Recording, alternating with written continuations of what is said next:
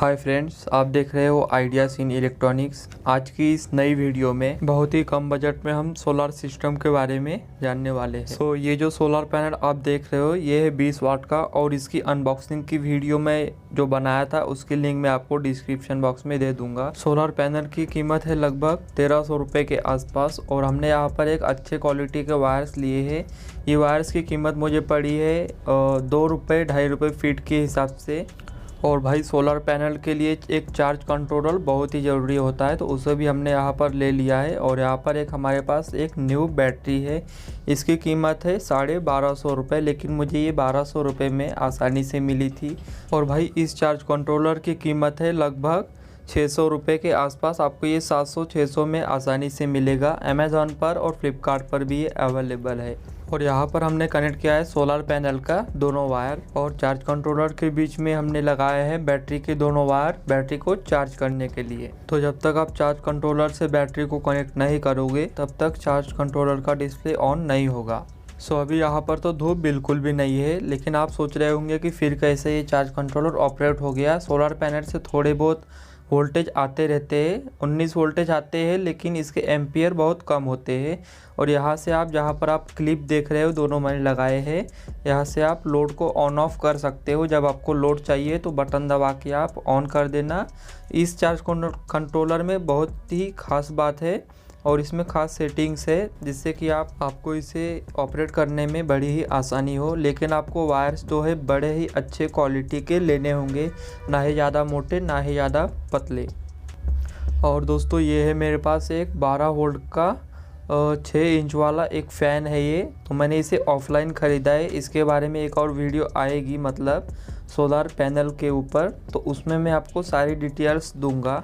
यहाँ पर हमने वायर को कनेक्ट किया है 20 फीट वायर है ये, और 2 रुपये फीट का एक सिंगल वायर है।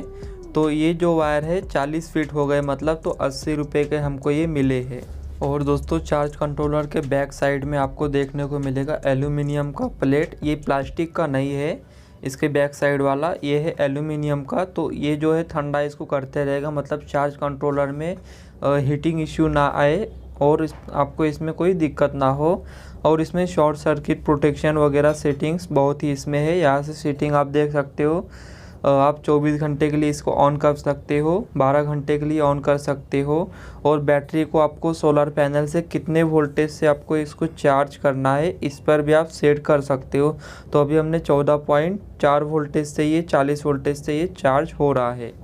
ये सोलर चार्ज कंट्रोलर जो आप देख रहे हो ये है 10 एम्पियर का। तो यहाँ पर चार्ज कंट्रोलर जो है 10 एम्पियर का, तो आप मिनिमम इसमें 8 एम्पियर 9 एम्पियर तक, थोड़ा कम एम्पियर ही लेना, मतलब कि आप इसमें सोलर पैनल को कनेक्ट कर सकते हो 8 एम्पियर तक।